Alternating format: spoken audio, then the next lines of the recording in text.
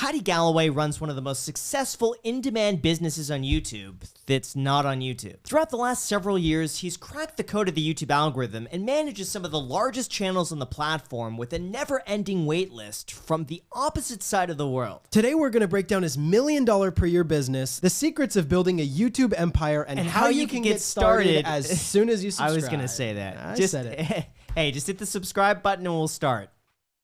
Have they done it, Jack? They did it, Graham. Let's get on with the video. All right, enjoy. But first, we have to thank today's sponsor, Kudos, because you guys know exactly how much I've talked about credit cards and saving money in the past. But even for someone as cheap as Graham. Frugal. But even for someone as frugal as Graham, trying to fully maximize your credit card's points and rewards ends up being way too complicated and time-consuming. And that is where Kudos comes in. Kudos is a browser extension that shows you the best credit cards to use for online checkout. They support over 3,000 different cards, and all you have to do is enter which cards you use, and they'll recommend the best ones for any online purchase you make. The average Kudos customer saves over $750 a year, which is insane. They even look for some of the hidden rewards, like travel insurance and purchase protection that so many people forget about. My favorite part of Kudos is the Card Explorer tool, which shows you which cards you should apply for based on the ones you already have. They also have an autofill feature that not only saves you money, but also your time. Kudos is currently US only and offering our listeners a $10 Amazon gift card when you use code IcedCoffee_BF. Was GF taken? Yes, it was. All you got to do is make your first autofill purchase before December 5th, and a $10 Amazon gift card will be delivered directly to the email address you signed up with. Again, you could use the link down below in the description and sign up with the code IcedCoffee_BF so they know we sent you. There we go. Welcome to the Iced Coffee Hour, Patty. We are elated to have you. Yeah, you got to do your intro, Patty. Welcome to the Iced Coffee Hour. This is going to be a YouTube masterclass. Wow. In person. That's fantastic. Yeah. Patty, we are excited to have you on. I've been a fan of your channel for a very long time. You're a student of the YouTube algorithm. You know all of these hacks where these people can basically growth hack their YouTube channels into blowing up and consistently making high-performing videos and turning those into multi-million-dollar businesses. You consult some of the biggest creators out there on their YouTube channels and make some amazing content yourself. Thank you for coming on. Thank you. I mean, it's been a long time coming. We talked about this a long time ago, so it's great to be here. I listened to this podcast myself. Really? So it is pretty surreal being here, and looking forward to diving into everything and going through it all. Yeah, I had no idea, by the way, that you ran an entire agency and a business around helping other creators grow their channels and them making more money too. And I had no idea that was making that much money. You had said something like $50,000 a month. Yeah, I mean that might be a bad month right now. It's a bad month. We're aiming for 100K a month is where I want to be, and I think it is possible. Like we've got close to that a few times, pretty much touching, in the 90s. So yeah, I mean it's funny because I was making the videos first just because I genuinely loved making the videos. It wasn't because I saw like a business opportunity, because I've been doing YouTube since 2006 in some form or another. Mm-hmm. And essentially I just kept having people reach out to me saying, hey, do you do consulting? I'm like, no. Do you do consulting? No. Do you do consulting? We'll pay you this much. No. Do you do consulting? We'll pay you this much and give you this and do that. I'm like, okay, actually, let's give this a try. I tried it a few times, did it with a few different channels. One of the first channels I work with, we like 3x views, from like 20 million views a month to 60 million views a month. And I was like, this could be a business. 260? No, 20 million to 60 million. To 60 per month. Wow. Now, so yeah, I'm curious, when you're looking at 20 million views a month, I would see that and be like, oh, that's pretty good. Let's keep that. How could we sustain that? How do you take that from 20 to 60? And wouldn't they just think, I'm getting 20 million views a month. This is pretty good. Why do I need your help? I think it comes down to the person. Like some people are just perfectly okay with maintaining, but it does depend on the niche. Yeah. Because let's say finance, like you're like top of the finance game. I think that goes without saying.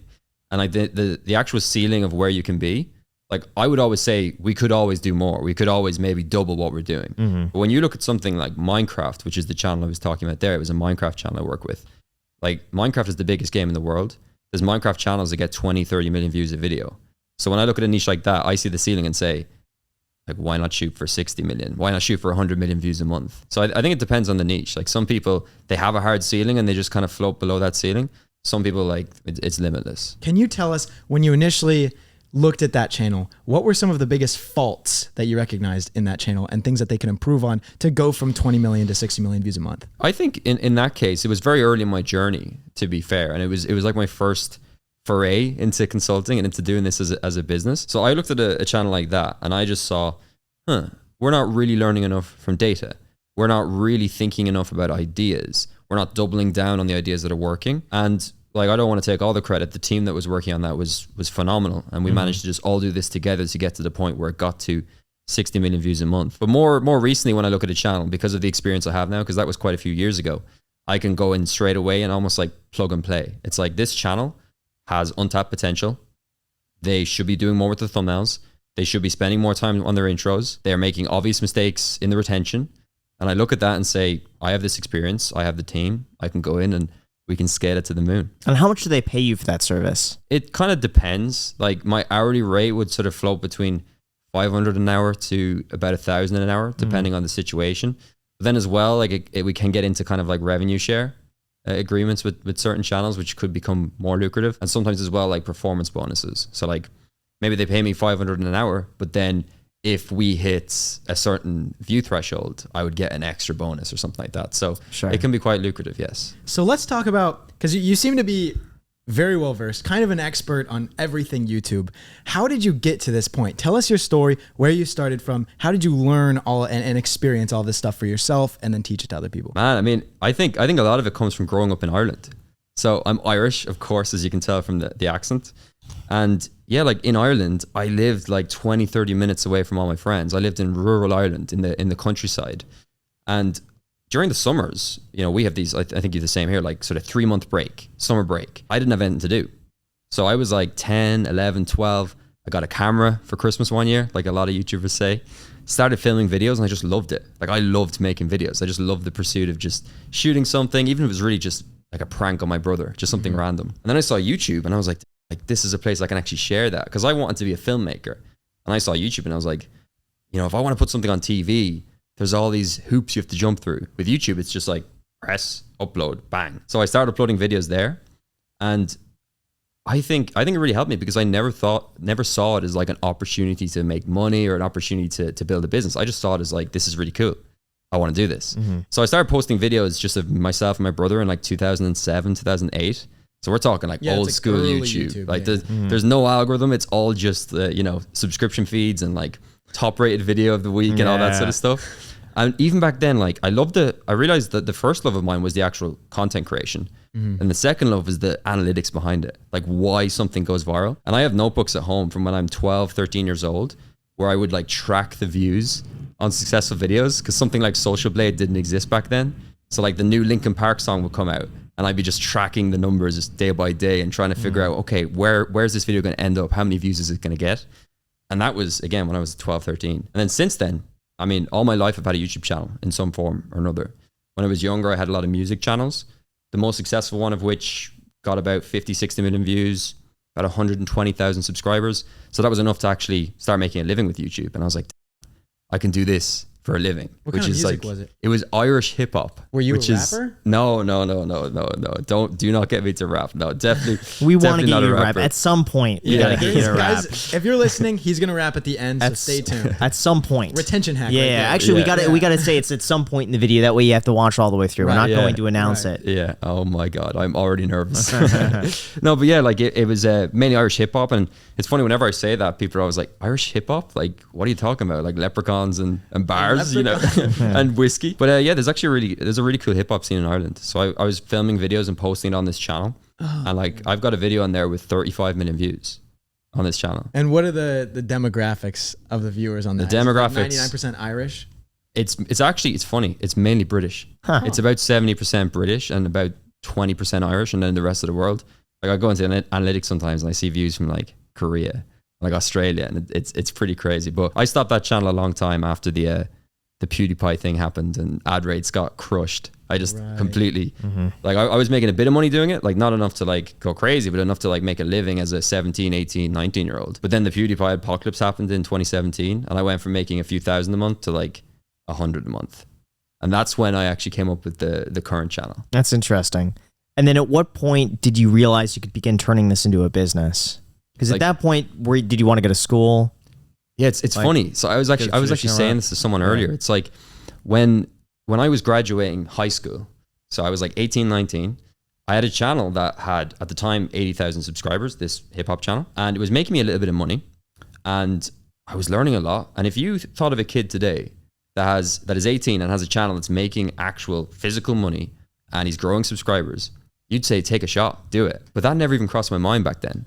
Like I thought, no, this is not an opportunity. So I went to college. I just didn't think it would be something that would work. And I think some of that is probably being Irish and being from Ireland. It's a great country, but it's very much like you do this, you know? Like one thing I love about America, even since just being here for the last few days, is everyone is so like encouraging. And Ireland, I love it, but just in general, people are like, you know, no, who do you think you are? You're like, you know, you're the Irish guy from, you know, Carlow in Ireland, which is where I'm from. You know, you just stick to your lane, you do this, you become a mechanic, you go to college, you become an engineer or something, you know? So it's a bit different, and it just never crossed my mind. And then I realized after doing a bit of college and after working a 9 to 5 for a while, I was like, I was making as much money doing YouTube than I am doing a 9 to 5 that I do not like. What was your 9 to 5? It was in a marketing agency. So I was doing like Facebook ads. We were also running conferences as well, like business conferences and events.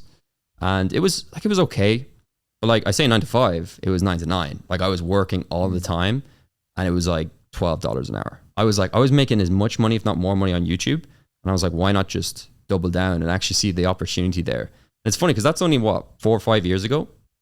But even 4 or 5 years ago, YouTube wasn't the place it is now. Like it was almost more of a stigma. Like everyone thought this was just going to last a year, 2 years. Like people didn't think they could build sustainable careers. And I think that's really changed over the last like 5 years for sure. I don't know. I remember I started late 2016. I thought it was too late. I'm like, really? Everyone's already done it. Everything's already saturated. Yeah. Who would care? It's like, but looking back, I'm like, oh wow, no. Little did I know there's still so much opportunity and so much would happen. Makes me think now, every time someone says, oh no, it's so saturated now. What does that mean 5 years from now? Would you look back at that and think, oh man, it would have been easy back then. There's all these new segments that just don't exist yet. That's what I think is very cool.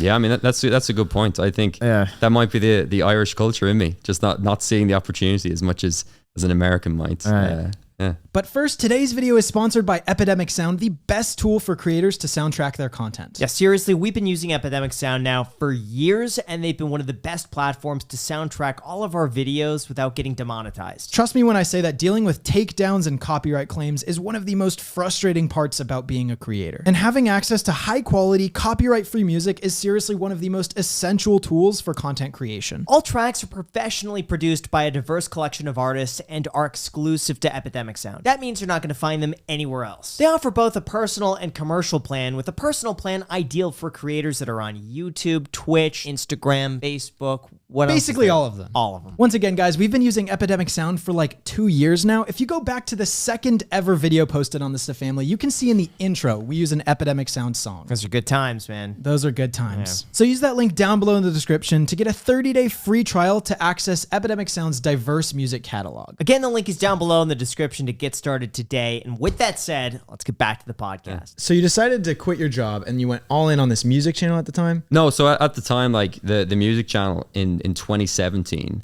it kind of wrapped up because of the apocalypse and because it just wasn't sustainable. Is that a pun intended? Wrapped up? Yeah. It actually wasn't, but I'll take it. I definitely meant that. You did that on purpose.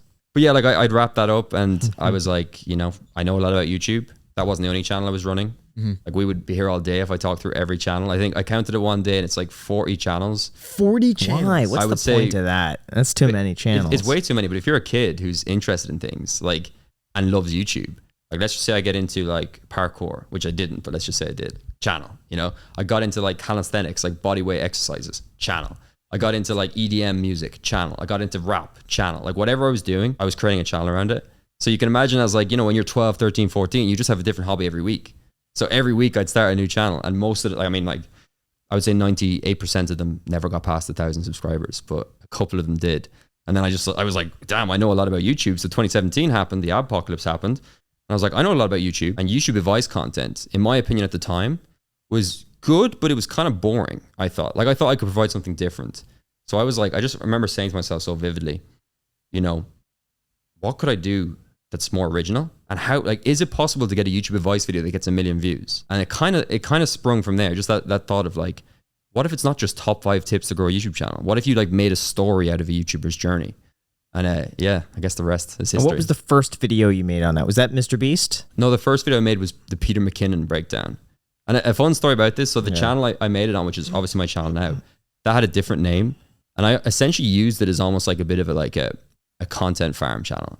Like I made like top 5 moments, and I had like 20,000 subscribers and maybe like 10 million views, because the conversion of subscribers is very low for that type of content. So I was doing that, and it was like, you know, a bit of fun. I was making a little bit of cash doing that. But then I had this thought, like I said, of the YouTube advice video that could get 1 million views. Like, what does that actually look like?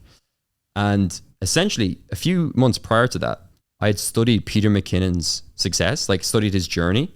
And I was like, how did this happen? Because he kind of came out of nowhere. And like, he was like, especially back then, it was like him and Casey Neistat were like, you know, top of my mind. So I had almost like wrote an essay for myself just to like learn from his journey and his success. I was like, damn, this guy's really interesting. Let me write down like a little bit of do some notes and write like a story for myself to read back. Then I looked at it and I said, you know, this could be a video, and this could be exactly what I was thinking about, like a YouTube advice video that could hit 1 million viewers. And I uploaded it to that channel, 60 views in the first day. And on that channel, I was usually averaging a few thousand views in the first day.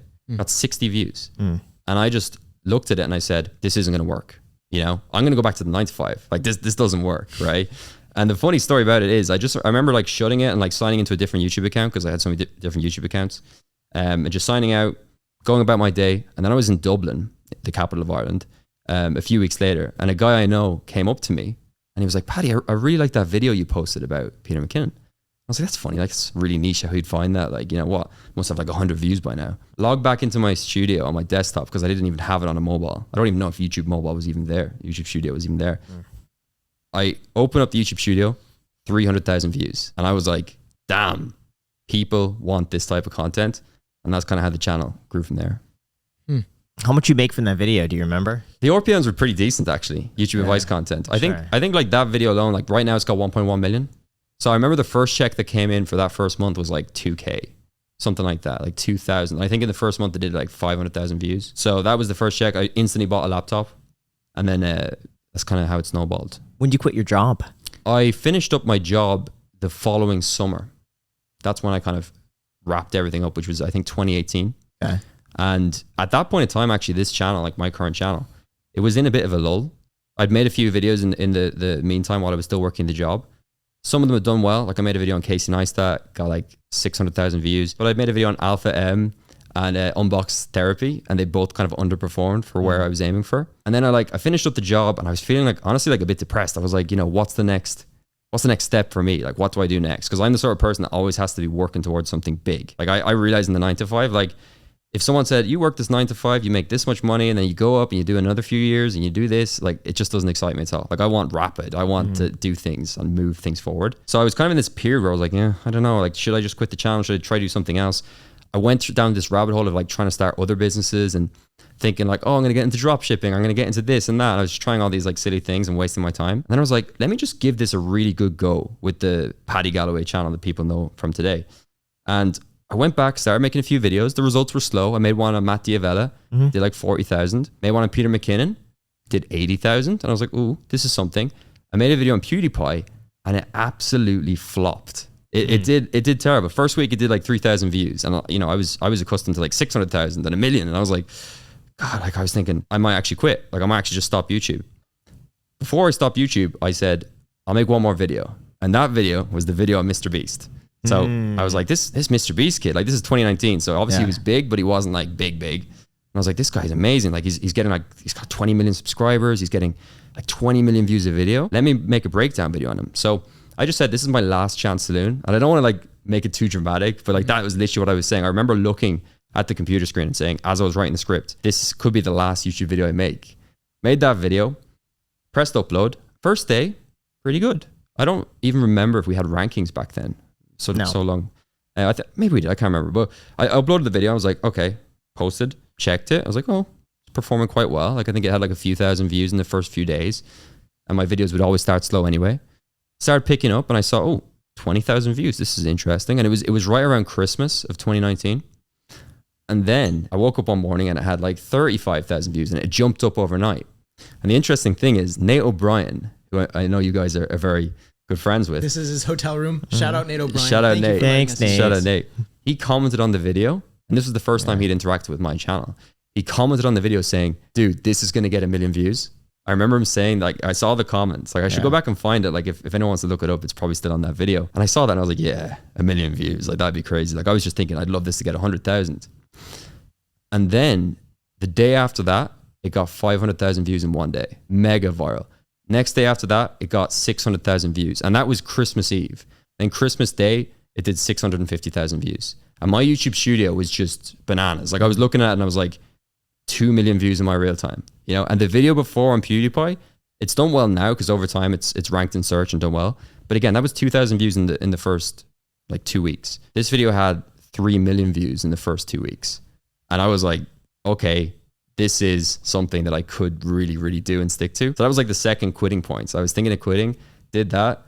I thought, you know, I nearly was like, you know, the YouTube algorithm has just blessed me. They knew I was going to quit and they were like, let's give him another shot. But I think it was just a well-timed video at the right time, and the numbers speak for themselves. It's interesting because Darman had a very similar story. He said he was about to quit and told his now wife, this is the last video I'm posting and I'm done. Posted the video, and the next day got like 1 million views on Facebook. And that's what gave him the encouragement to keep going. So it's amazing how many times you make that last video and it's not the last one. But you got to mentally go in thinking this is the last one, and then it'll blow up. Yeah. It's also very cool when you post a video and people say, this is going to get 1 million views. Here before 1 million views. This video is about to blow up. Because usually they're right. If I usually get about 24 of those comments, like here before 1 million views, this is going to get it always does. And I think the viewers know just like how the video is going to perform in the first 20 minutes. Pretty remarkable. Because they felt something fresh. Yes. You know, like maybe those viewers had watched other YouTube advice videos and they're like, oh, there's some good advice here, but kind of boring. But then, not to give myself too much credit, there wasn't really anyone else doing those breakdown videos. You know, there's a lot more now, but at the time I was like the first person to do these breakdown videos. So seeing something completely new and fresh on your feed that, you know, people were just like, damn, this is interesting. So I think that is a good Now, what I find interesting too, I just thought of this, is that you make these very good come up videos, like the you know, the rise of a certain creator. Whereas other people like Sunny V2 talk about now the downfall of the creator. So you're like the ride up and he's the ride down. Have you found that maybe more, you know, the negative videos tend to do better? Because I'm watching a lot of Sunny V2. Oh my gosh. His views, his James Corden video, over 1 million views now in 9 hours. Yeah. How is that not on trending? And it just seems like it's organic, and all of his subscribers just click it because they just want to know what's the downfall. I am and part of me, I'm super subbed. Like every time, I watch it. As soon as you post, I'm like, bink. But part of me, I watch those videos thinking, what could I avoid? Because if they're all making these mistakes, how could I not make those mistakes? You know, what could I not do? Yeah. So, no, it's interesting because I remember when he first started posting videos. And I saw him when he had like 10,000 subscribers, and I thought he was copying me a little bit. Not to take a shot. Like I kind of thought he was doing like the rise of Mark Rober, and I was like, you know, I was like, oh, he's kind of taking a bit of inspiration from me. But like when he switched to that complete like downfall thing, like I mean, just look at the view counts. Like I don't do badly at all. I average like 900,000 per video when you just combine my last 30 videos. But like this guy gets like a guaranteed 1 million views a video. He's got like 4 million views, 5 million views, 6 million views. Yeah, I think there just is more of a desire for it. And a lot of people, like I've had people tell me, like what, like I had people tell me before he even came along, why don't you do the downfall on people? Yes. And not to like make myself sound like holier than thou or whatever, because I think it's just content at the end of the day. But like at this conference, like I'm walking into people. The way I see this is YouTube is like super stressful. And again, I think Sunny V2 is a genius. Like I think he's brilliant. Like he's honestly, and I actually had a few messages with him and he seems like a really nice guy. Yeah. So like absolutely no shade at all. But that's to me, like I just imagine like, let's just say Paddy Galloway fell off. Like, not that I'm at this huge level, but let's just say I fell off. Yeah. Like I would feel so bad about that. I'd be like really like shamed. I'd feel like horrible about that. I'd like to think I would find a way out of it and figure out how to like blow up again.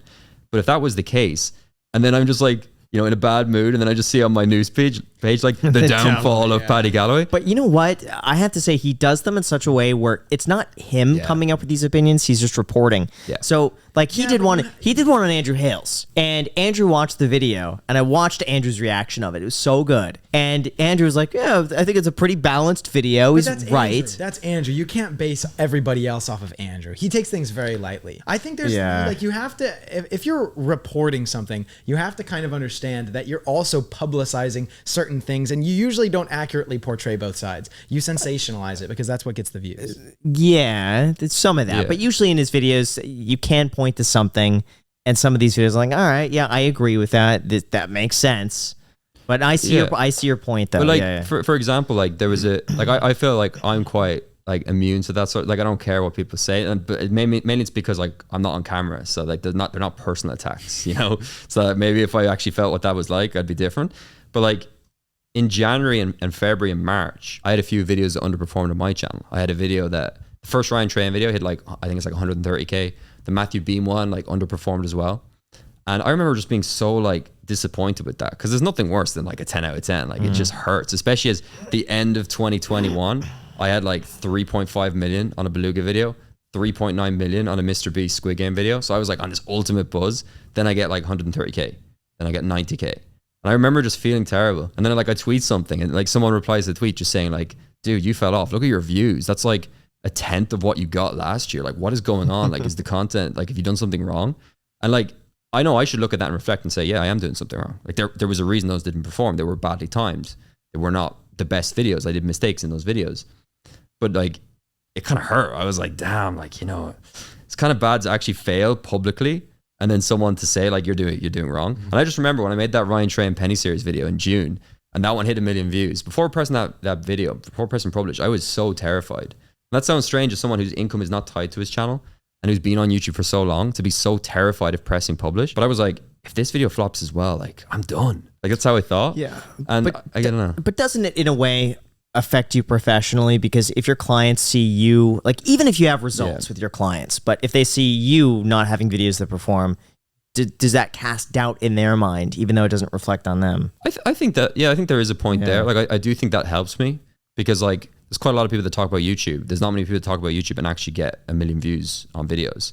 So I do think that's a factor. Yes. I think the one thing to consider though is like naturally YouTube advice content shouldn't have the audience that mine does, in my opinion. Like if you look at any other channel, bar Colin and Samir, who've done a phenomenal job, like most of them struggle to crack 100k. So when I get a video that hits 140k, it's like compared to everything else, it's a massive underperformer. But when you consider the audience I'm trying to actually target at the end of the day, not trying to downplay it, but like, I feel like, you know, let's just say if someone was getting 50,000 views a video on YouTube advice, I think they were a good YouTuber, you know, because it's difficult. There's lots of people doing it. It's competitive. But I do definitely think it does help with reputation, with clients, being able to say, look, I can make a good video. And even like a funny thing, like I sometimes post screenshots on Twitter of like analytics and results I get for myself and other people. One time I posted a screenshot of a video with like 1.9 million views or whatever on that mark. And I got this DM from someone who were like, you know, you're just photoshopping this. You know, I want to see some proof for this performance.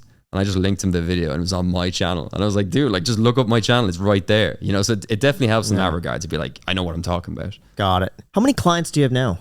Full-time clients, I have, I believe it's between 5 and 7. It kind of varies with some people that dip in, dip out. Can you say who your clients are? I can say the YouTube channels. I can't say the corporations I work with. Sure. I work with Noah Kagan.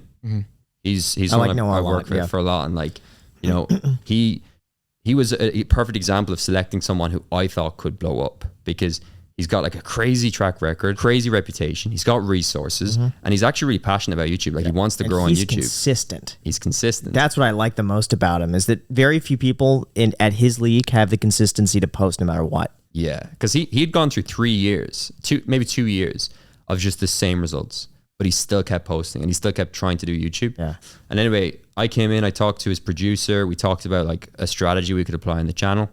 Funny story is like I've been working with Noah for like nearly a year, and then this conference, Vid Summit, is like the first time I've actually really had a conversation with him because like he's got everything so scaled. Like like he's just kind of like in front of the camera, but everything around him is like systemized. So anyway, like I looked at the channel and they were doing like 20 to 50,000 views a video, sometimes outliers, but 3 times a week. In my opinion, the content was good, but it was like sitting at the desk. It wasn't too creative. And like, I think there was a bit of a ceiling to it. So when I came in and the guys, the producer and Noah himself, the producer, Jeremy, they agreed that like, we need to be more selective. We need to go for bigger swings with the content. And like, you know, so we started applying that. We started actually posting less, but we went for bigger swings. Like Noah was actually out and about asking millionaires how to make $1 million and so on. Who came up with that idea? They came up with the idea, but I came up with the thumbnail concept. And it might, like, I'm not trying to take credit for it, but I think that thumbnail concept is brilliant. I just love that paused reaction of him at the door with the door kind of open. Yeah, I like that. Yeah. So like that video, that was the first video we did together, the first thumbnail I worked on with them. That video is like 3.5 million now. And like ever since then, like I think on average, I worked it out for my VidSummit presentation. Like on average, we're doing about 500,000 views a video now, whereas before it was 50,000. And that's just by being more selective and going for like bigger swings. And I thought that was possible the minute I saw Noah and talked to him and talked to Jeremy on his team. I was like, you know, this guy has such a great reputation. And also he's just willing to do stuff. Like some people, you go into their channel and they're like, I want to do it like this. I don't want to change anything. You know, I just want to keep it this way. But when someone's like, I just want to blow up. I just want to figure out how to get more views. I'm like, that's what I want to hear. Let's see what we can do. So yeah. So can you reveal some of your other high profile clients that you work with? So I work with Jesser. Have you ever seen his content? Like viral content. We crush it on shorts. He's basically a basketball creator. He does like a lot of sports related videos, 6.5 million subscribers. Similar story. I went into his channel and I was like, you know, things are good here. Yeah. He's a decent creator. Very good creator. He's doing about 400, 500,000 views a video. Could we scale this to 2? Could we scale it to 3? Like when I look at a channel, I'm just thinking like, what is that ceiling? Like, could we get it higher? And we essentially started switching to just higher effort, kind of a little bit MrBeastified challenge videos with bigger stakes. Sometimes a lot more investment in terms of time and money, and also just thinking more about thumbnails. I know you guys like love thinking about thumbnails. Yes. And that's one of my favorite things about you guys. Cause like, I can't say how many creators I come to and it's just the last thing they think of. And sometimes these are channels with 10, 15 million subscribers. And they're like, yeah, I do the thumbnail like the day before, you know? I mean, we do the thumbnail usually hours before, but really? it is a nightmare. But you really think about it. Yeah. Though. It's Oh a very thoughtful gosh, process. it is horrible. Yeah. But I like, mean, it's fun. It's fun when you get it, but it's horrible when you're thinking there. It's like, I have no ideas and I hate it. And you got to get something done because we have a deadline and we have to post. There's been times I posted late because I just can't think of the thumbnail. Yeah, for sure. But like, yeah, it's a situation. It was a situation like that with Jesser where I just knew he had again, like it ticked a lot of the same boxes. Like he had a channel that had untapped potential. He was creative and good on camera. He had resources and he was willing to apply feedback. Like my first call with them, we originally just did one consulting call together. Did that call. Instantly, they started applying what I told them. Like there wasn't any kind of like, oh, I don't know, let me try. Like instantly, bang, they started applying it and they started getting results. Then they hired me full time well, not full time, but like a few hours a week in January, and we scaled it up a bit since then. And I work on every video. I work on every thumbnail. I still think every single video could be better. And you know, if Jesse or any of the team is listening to this, like we should be getting 10 million views a video, in my opinion. But yeah, we scaled that channel up. He's another channel. Work with a great Minecraft channel called Dom Minecraft. Not sure if either of you guys are Minecraft viewers, but the mission with that channel, the goal with that channel is to become the biggest Minecraft channel in the world. No Who's pressure. the number one right now? Dream pretty much still, yeah. Like, and there's like the Dream SMP, there's Tommy in it, there's a few other guys. But we're just sort of looking at it and say like, this guy is super driven. He can make great videos. So we just go into the channel and like, I've been working with him since January. We average about 3.5, 4 million views a video in Minecraft. So I work with him. Who else is there? God, Zach Alsop. You ever seen his content? UK YouTuber. It sounds familiar. He's another great creator. Cash Jordan. He does real estate tours of apartments in New York. Got about 300K. He's actually my smallest client. Sure. But a lot of fun with him. And then as well, I work with a few corporations, including one massive Fortune 500 company, which I can't reveal. Is there any way you could whisper it and we bleep it out? Just to get our reactions? Okay. Makes sense and it's amazing. So you're doing their social media and stuff? So no, they're just their YouTube. Essentially, like they're obviously a massive company, and they have like huge resources. They have huge people working with them. There's so much. Like I don't want to reveal who it is, but like there's so much built around this company, but they don't have a good YouTube strategy. So last April, the head of YouTube reached out to me. I worked on one video with them, titled and thumbnails one video with them.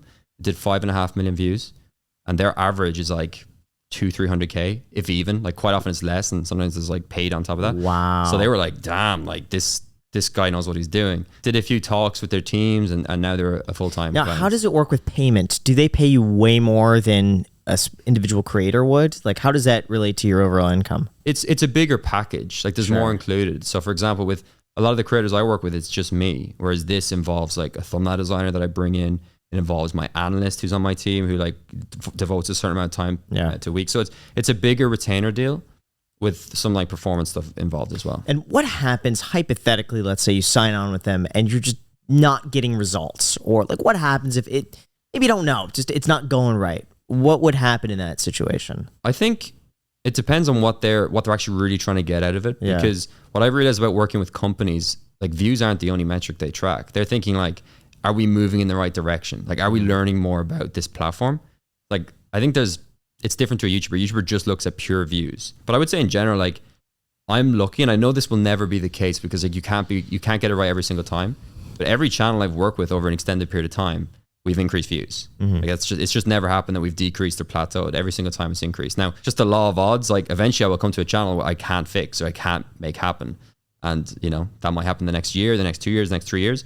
I think it just comes down to having a conversation. And like the way I do business, I literally do not have contracts. Like, you know, NDA stuff, sure. But I don't do like, hey, you're locked in for 2 years. It's like, if we're not getting results, you can just leave. Yeah. So it's like, and sometimes clients have to be patient. Like I've worked with clients where like the first month is a bit slow as we're trying to transition and trying to make things happen. So sometimes it just comes down to like, yeah, just be patient. And if at any time you want to leave, just go.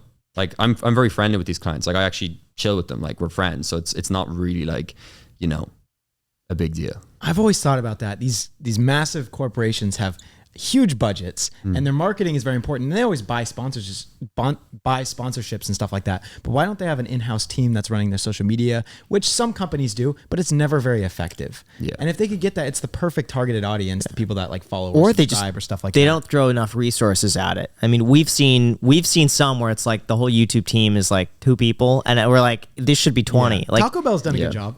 Taco Bell's Twitter is like on fire. Okay. Yeah. Alright. Their Twitter's But on there's fire. quite a few where they don't take YouTube seriously and they just hire the bare minimum just to do it, but they're not doing it that well.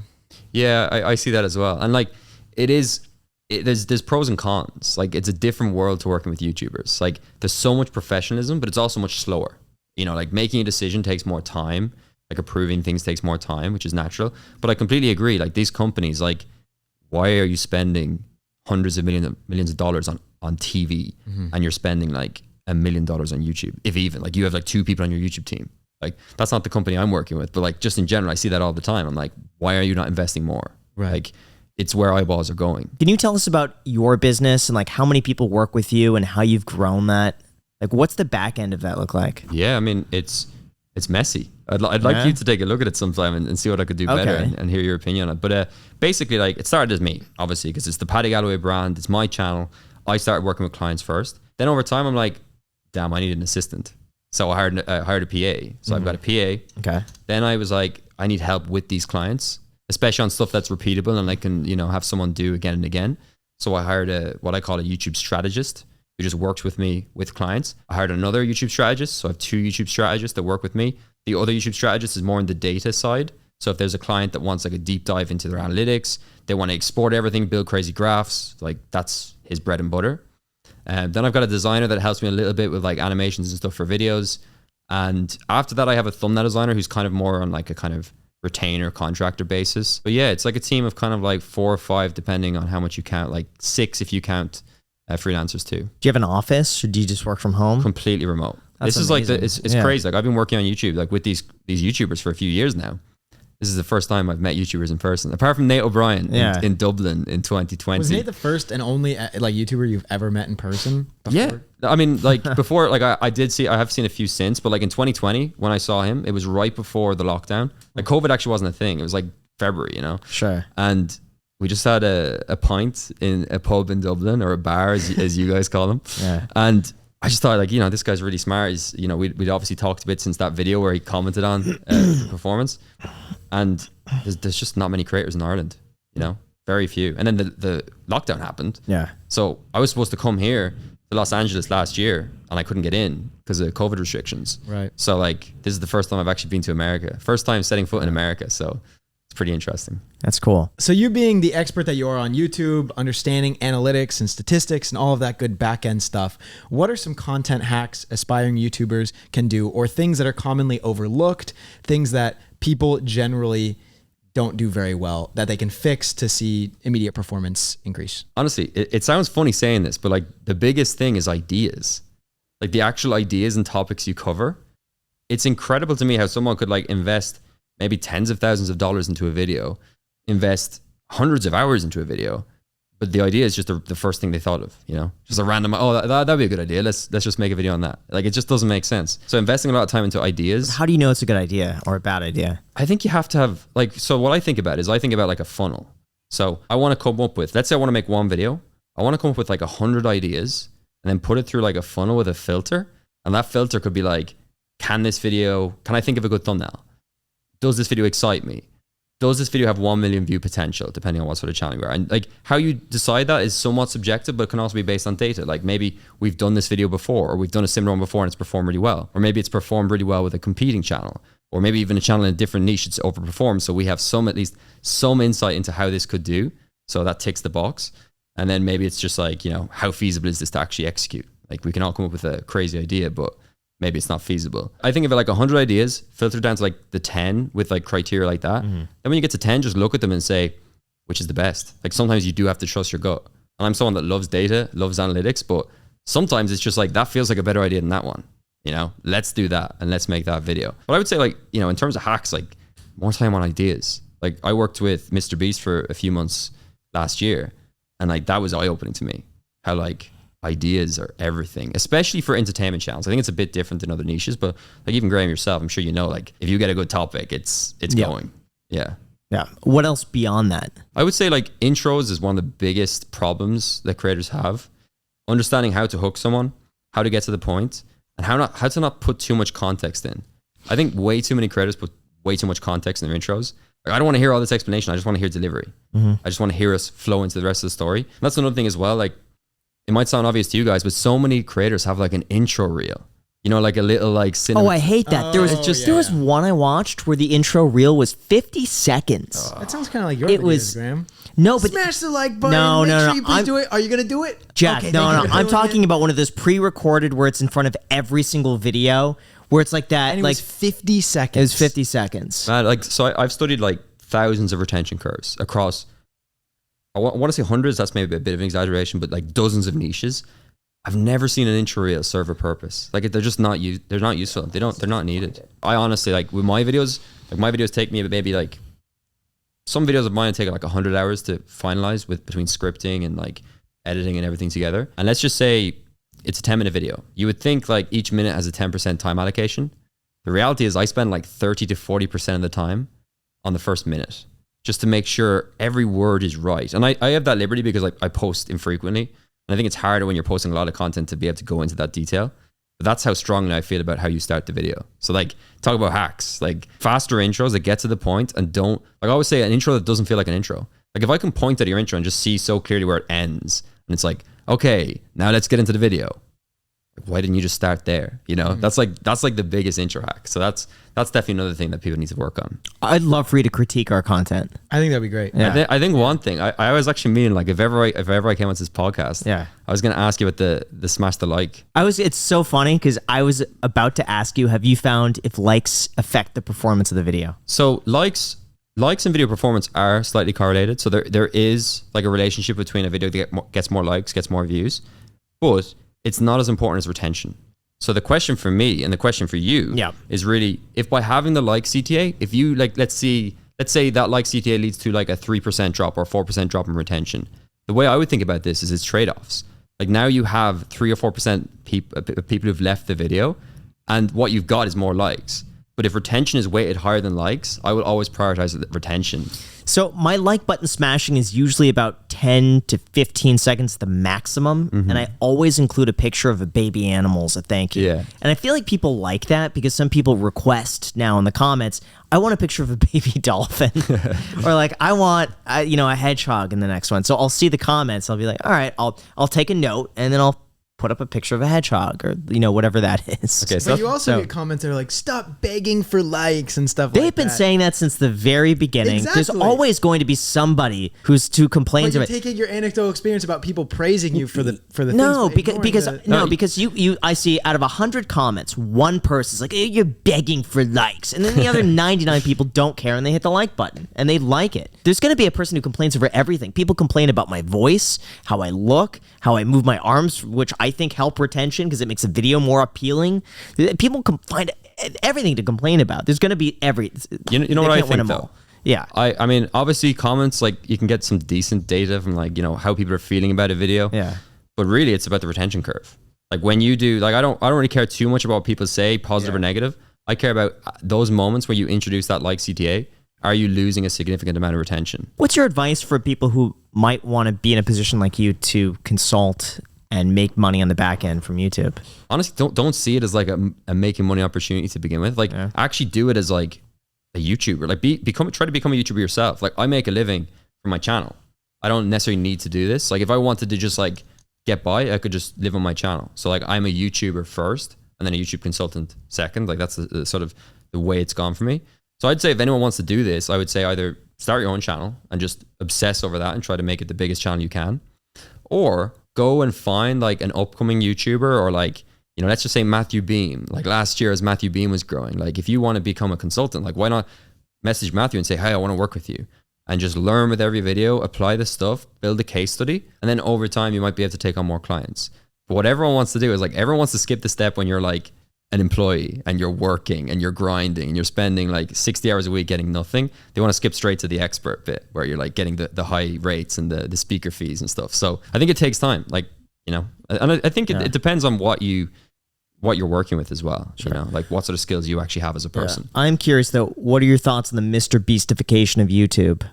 I'm noticing that. I click random channels now. What's up, you guys? Today, we're going to do the 5 things. And it's like the same format now over and over and over again. It's interesting to see. And now I feel like it's almost becoming less effective because so many people are doing that. I mean, it's difficult because... Oh, we should get this. Alex just had his wisdom teeth removed. Okay. Let's do it. I'm going to record this. Whoops. Yeah, He did? How are you doing, Alex? I'm at the dentist. Did you get them out yet or no?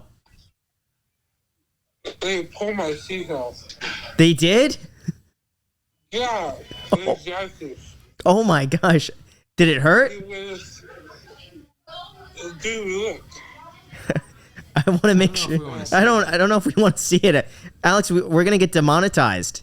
No! Whoa, Alex, turn it back. I don't want to see it.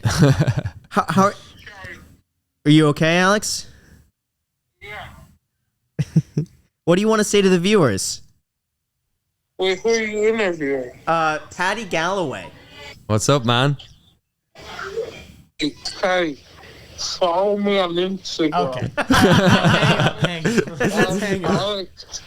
I'll just another photography. Patty, do you have any questions for Alex on his teeth removal? Man, I have wisdom teeth pain. Is it worth it, man? Is it worth it, Alex? What? Getting your teeth removed. Oh no. No? Hey, Alex, what do you think working for me? Is it okay? Am I a good boss? You can't do this to him while he's under the influence of something. Why? No, this is not fair. No, I love you so much. See, it's good. It's good. Jack is okay. Oh, wow. He knows what he's doing. Jack never gave me a bonus. I never gave him a You bonus. didn't give him a bonus, Jack. And I don't believe in bonuses. He said he doesn't believe in bonuses. I give bonuses to people that bring me SD cards. You see, he knows. He's owed me SD cards for a long time. Alex, you want? I can set it up if you want. No, not yet. No? No. Okay. How long?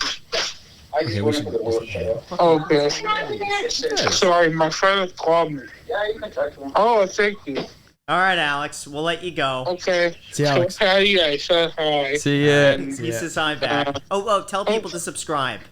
Oh, also, because I'm working right now, Yes, Lexar. Lexar is the official card sponsor because they're awesome. so awesome. So, that's all. Thank you so much, fam. I appreciate everything you do for me, and we'll talk later. All right, Alex. Good luck. I'll see I you. love you. Bye. Love you too. That's podcast gold. So Humphrey's behind the camera here. He had a really good question. What is your advice between smaller creators and bigger creators? Because sometimes as a bigger creator, what I'm doing isn't necessarily going to help somebody else grow if they're just starting out. Honestly, it's cliche. You know, you hear everyone say it, but like you need volume. Like you need to make a high quantity of videos before you get to a place where you can actually even contemplate making a high quality video. It's like I always say, like people come up to me all the time and they're like, hey, you know, I've made 4 videos, I've got no results. Check them out. Like I've been optimizing thumbnails, I've been switching thumbnails, and like if you're switching thumbnails and you're getting like 100 impressions on a video, it's not gonna really do anything, you know? So I always say to people like that, just make more content. Like what are you doing? Make 100, 150, 200 videos. Like I made probably 1,000 videos across different channels before I was even monetized, you know? And that's more than most people. And now on my current channel, I've got 30 videos and I've got 400K. That wouldn't have happened if I didn't post 1,000 videos. So I think with small creators, it's just about making a lot of content. And then as well, you do have to be more kind of like shoulders out, trying to like, you know, jump on trends, trend jacking, like trying to find anything to attach your brand to, like a big event, a big name, another YouTuber. That's kind of the way you do it. Whereas a big YouTuber, you have something to lose.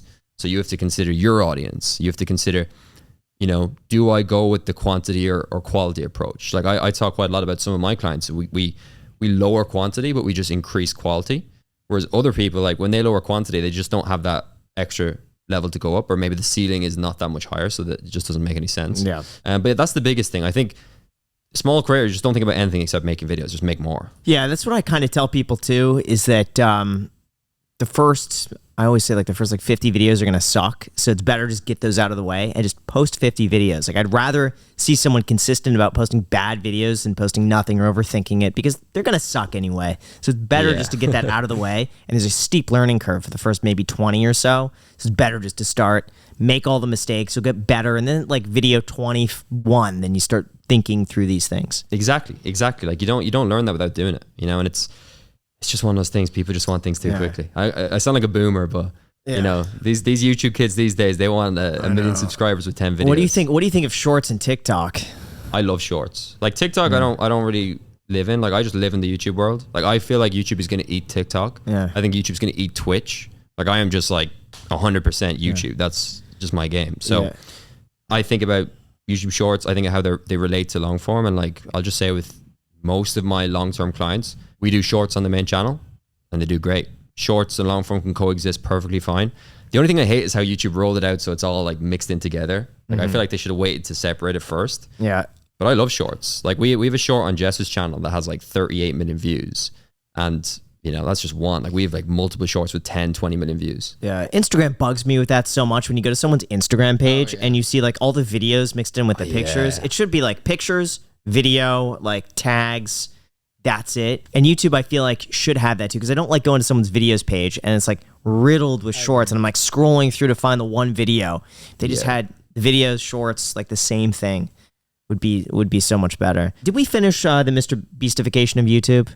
No, we never. I just realized that. What are your thoughts on that? Because I saw that video that one guy did, and it was so good. Like the real long one. Yeah, it was like a 50-minute long expose about like, you know, these, I don't say Mr. Beast copycats, but there's definitely a style and a format that people have taken to that just, it's the Mr. Beastification. It's like the meta for like entertainment channels. So like, I mean, the first thing I would say is like the guy making that video, it was a really good video, by the way. I thought it was a great video. But if you look at that guy, like how old is he? I don't know, like early 20s. Yeah. He is not the demographic for who the channels he's criticizing or making content for. And if you actually look at the data on a lot of these channels, like people say, oh, it's getting stale. But like when they do something that maybe has more relationship building or maybe a vlog or slower pace, they get 1 million views. When they do like a challenge and they're like, hey guys, it's me and we're doing this, 2 million views. You know, it's kind of hard when you have that instant feedback loop to say this is working. But I do agree, like, you know, there's too many people that just see what Jimmy does and just goes like, you know, obviously he's the GOAT. We're just going to copy this verbatim and just go like that. I think too many people copy it. I think as well, like, if we're in a space where everyone is copying Jimmy, we're never going to get another Jimmy. You know, we're not going to get the next Jimmy. And I remember a conversation I had with Arak a while ago. It was the best conversation I had about this. He booked in with a consultant call with me last year and he goes, you know, I'm not that interested with what MrBeast is doing because I know the next MrBeast won't be making content like MrBeast. I love that because it's so true. Yeah. You know, Jimmy has just nailed it. He does everything right. No one can compete with him at that scale, at that level. And it's not just money. It's like the intel, the team. You visit his HQ. Unbelievable, you know? Like they've just got the smartest people in the world working there. Smartest YouTube people in the world working there. So I think you're always going to be smaller than the person you're copying in that regard. And I don't know, like I do think that a lot of people like, you know, our age and, you know, we look at it and say, this is like corny too much, but like, is it for me? That's the question I was asked. Like, is this content actually made for me? But can't you look at that and see like, okay, maybe overall the interest is not as high as it was 2 years ago. It's on a decline now. It's like we're getting 10% fewer views than 6 months ago on average. People like that are watching it are growing up, and the people coming into that age are maybe not as interested because they're going for something else instead. Because I'm seeing a lot of younger people now gravitating more towards, I think, the shorts, TikTok, just quick content than they are 10 to 20 minute long videos that are, you know, quick, fast pace. Yeah. At least that's from what I've observed as a 30-something-year-old. Yeah. I think you don't look 30. Yeah, I think so. I would have said like 20, 28. Oh, great. No, but I would say like yes to an extent. There's a few things we have to consider because everything with me has to be boring data. So first thing to consider is during the pandemic, viewership was all-time highs. Yes. So it's kind of like when people say like views might be down compared to 2 years ago, it's like that's another factor we have to put into the equation, and that's like an important thing to consider. But then after that, I just think like realistically, what works on YouTube shifts over time. We're seeing a lot of people starting to consume shorts. I don't think shorts and long form compete necessarily, but naturally it's like eyeballs can go only, you know, like you only have a certain amount of time in a day. Like if shorts start taking more of that time, that takes away from long form. I do think what Ryan Train did was just phenomenal. Me like too. I love that guy. Like I think what he did was amazing because he still had like the lessons from the MrBeast spectacle generation, but he added more story. And I think this, I just really believe this. Our generation of people between the ages of like, I don't know, like 23 and like maybe like 35, like this generation, we have very few like big entertainment channels that we point to and say like, that's our YouTuber.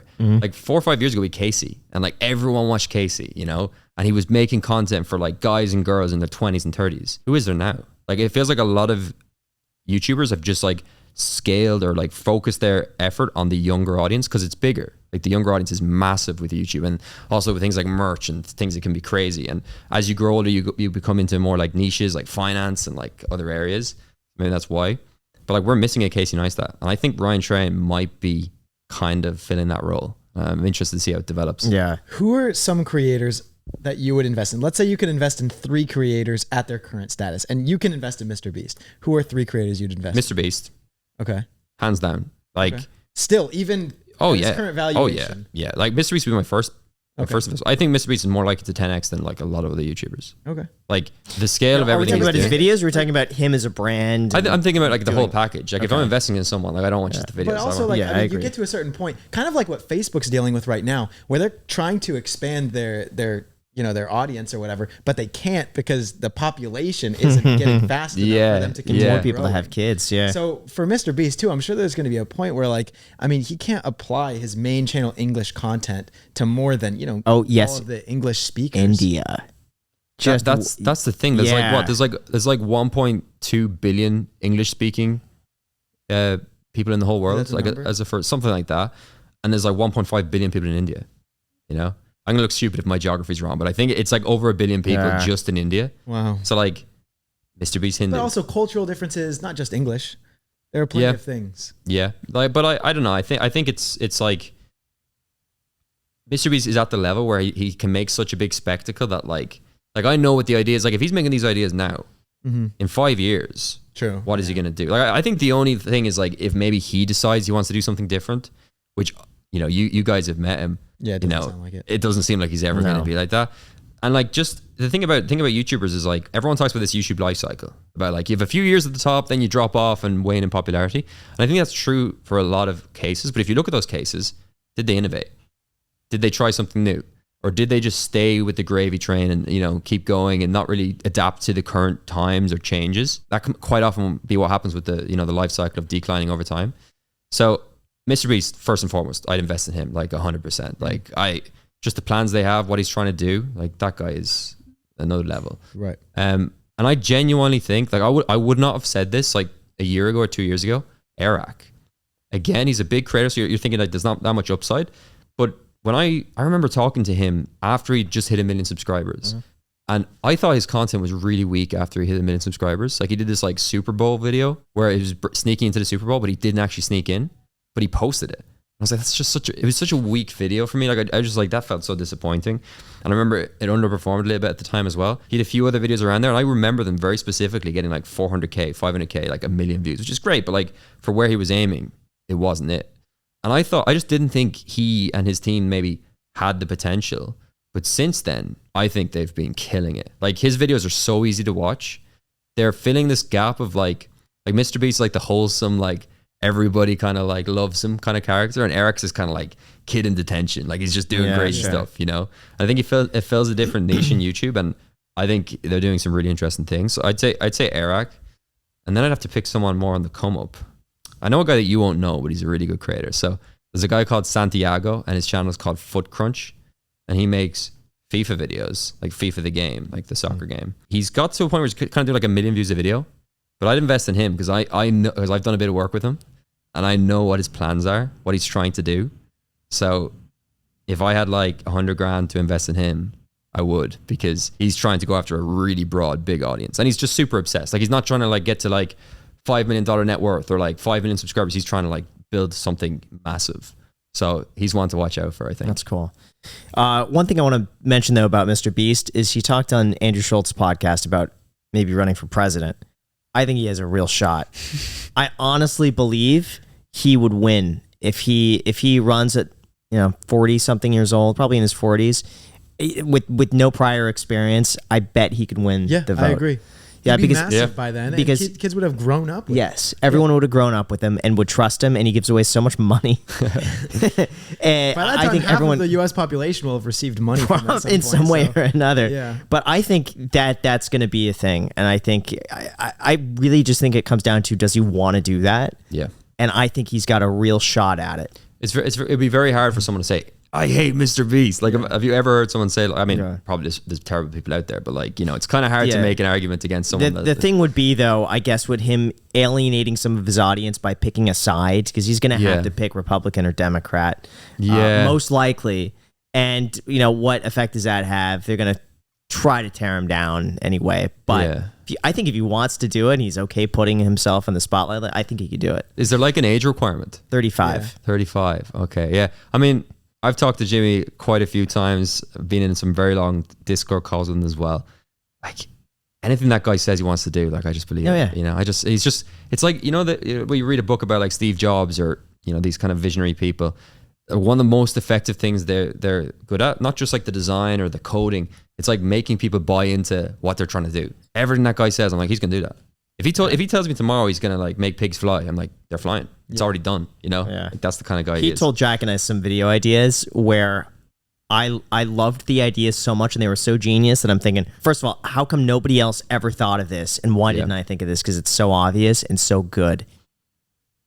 Yeah, no, we did a call, myself and him. I don't know, it was maybe like February, and he basically just told me like the videos he was planning to make for the whole year, and he was just asking for my opinion on them. Yeah, and I was like, yeah, that sounds good. This sounds like, there was like one or two I was like, I'm not sure about, but like there was 10 ideas there that I was like, that could get 100 million views. Yeah, and that's like the standard he's setting. It's just crazy. Yeah, I would love for him to run for president at the age of 35 and just be president then, and like just beat every record. Who's the youngest president? I think like late 30s, right? No one's ever done it at JFK. 35. Yeah, no one's ever done it at 35 though. Just be 35-year-old president. Yeah, he could do it. I think he could, but it would mean he'd have to put his channel on the side, or would it? Yeah. Just imagine if he runs against Elon Musk. I think he would just back out just out of respect for Elon. Yeah. Be like, Elon, no, you take this term is you, and then I'll do the next one. Yeah. Yeah. Just imagine that. Imagine the titles he could come up with if he was president. Oh God. His speeches would be so optimized too. Yeah. Yeah. He'd just like end them really quickly for retention. Middle of He'd be just like, okay, that's me. What's up, you guys? We're gonna be talking about this.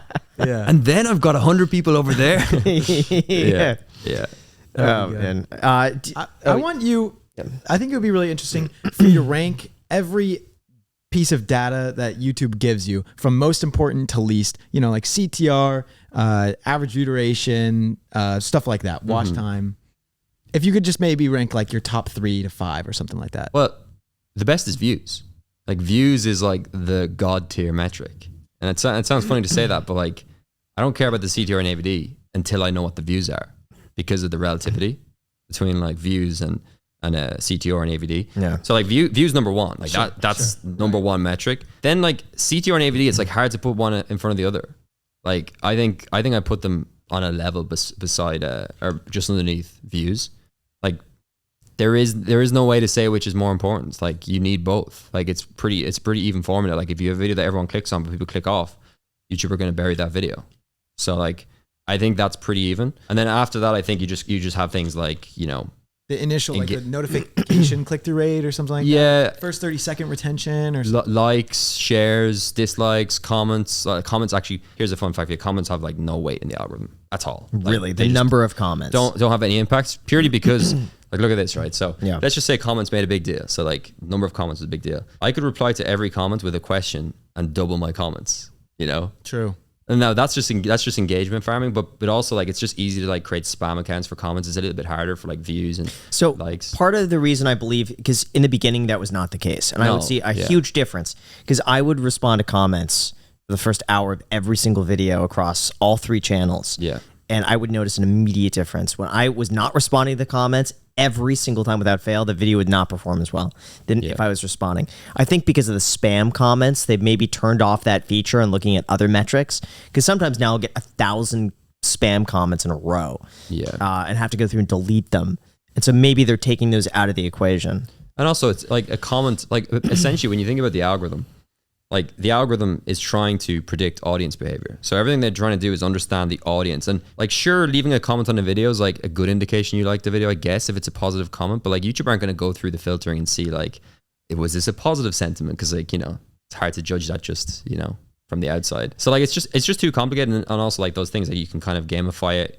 I think it's good from like a engagement perspective to ask for comments, not for the algorithm, but for like your community to like feel involved in the content. And then like I remember I read it, or maybe I was watching an interview with you talking about that, where you're like, I like replied to every comment in the first hour, and I just love that because like a lot of people don't do that. Like I'll be honest, like my last video, I posted that video, I think I maybe replied to like 2 comments. You know, that's silly. Like there was. So I think it helps with your community because then people will click on that notification knowing that they can watch and then comment and they'd get a response. But if they're already on the video, maybe they're more likely to finish it.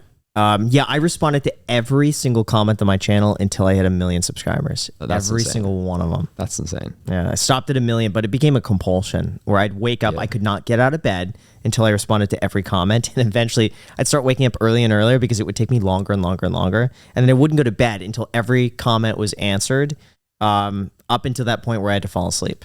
That's awesome. I did that sort of like stuff. That sets you apart, man. Yeah. Because like people just honestly like it's so interesting. Like I've obviously got to work with some of the biggest creators in the world.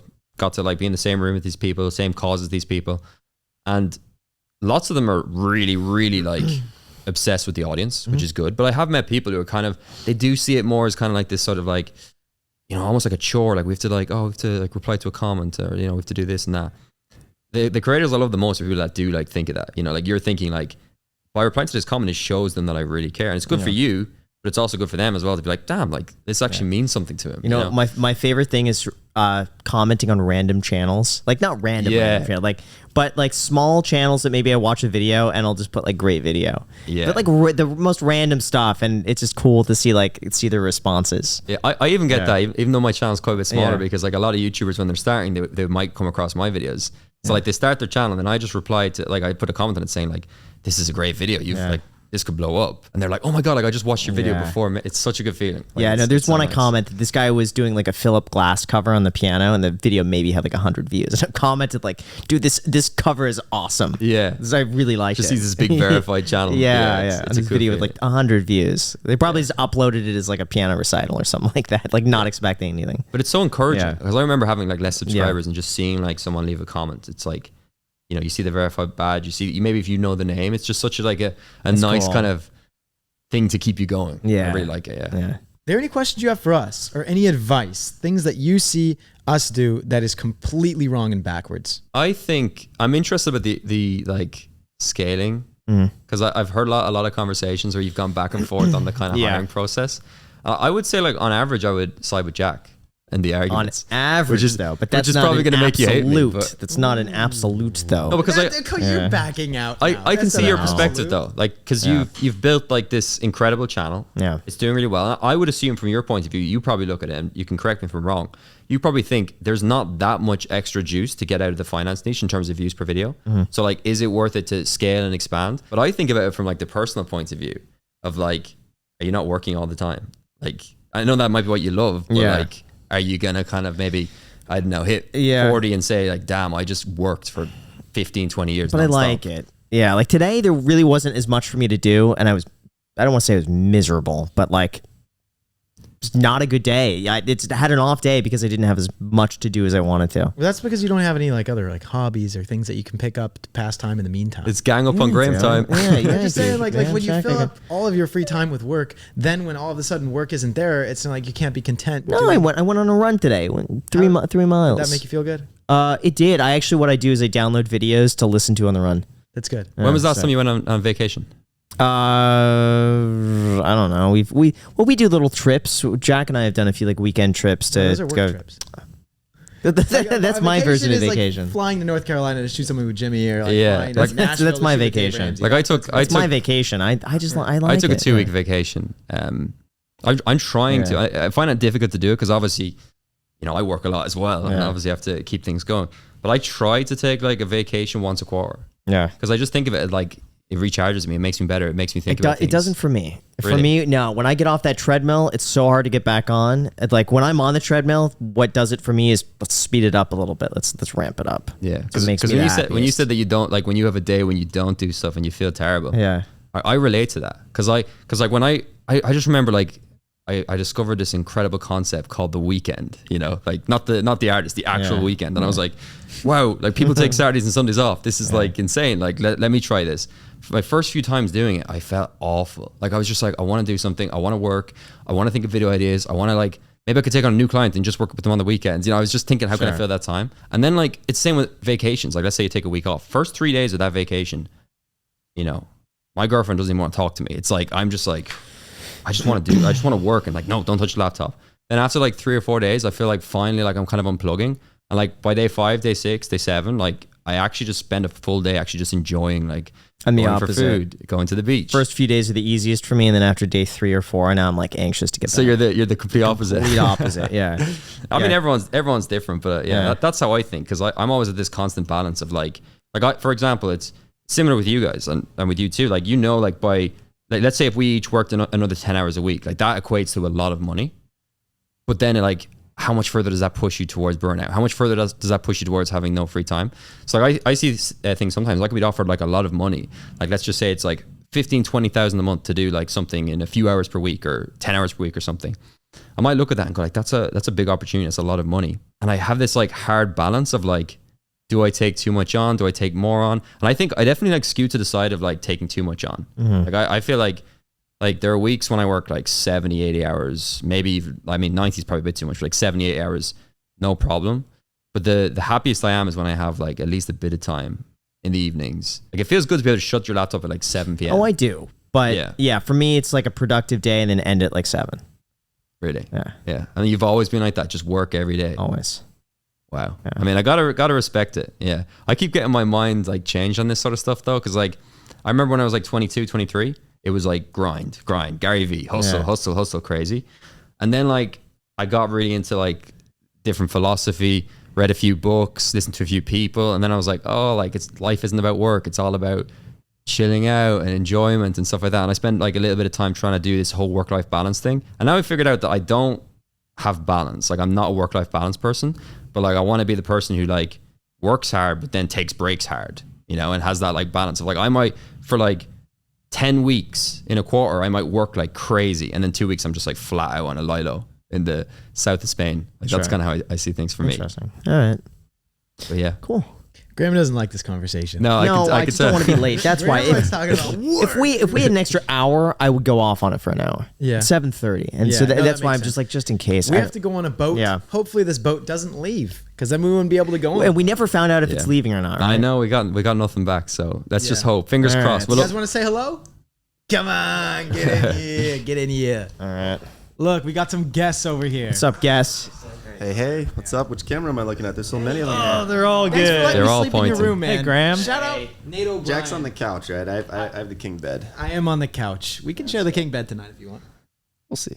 We'll see. We'll see. Can I hop in there? Yeah, Oh, hop in. Yeah, three-way. you too, Graham. You too, Patty. All of us. I like do a it. warm Let's do it. bed. Thanks for joining us here on the Iced Coffee Hour. Do you have any questions? you. What did you guys think? Did it go well?